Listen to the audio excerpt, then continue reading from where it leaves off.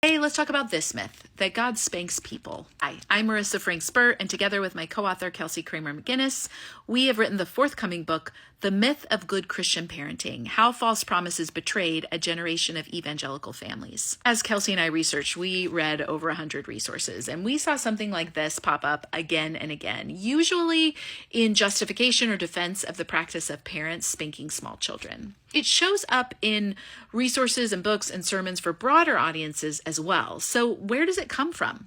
I suggest it comes from our tendency to refashion God after our own image.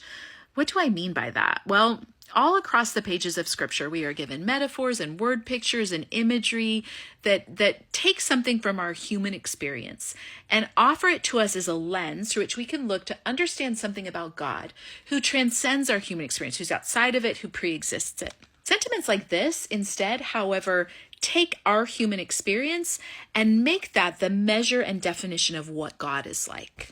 So instead of saying there is something true about an unchanging and eternal and infinite about God that we can understand through the imagery of the father-child relationship, it says, well, let's start with our way of operating as fathers and children, and then say God is like that. And there's a subtle difference there that really has profound implications. And in the next reel, I want to look at how this really shows up on the pages of resources.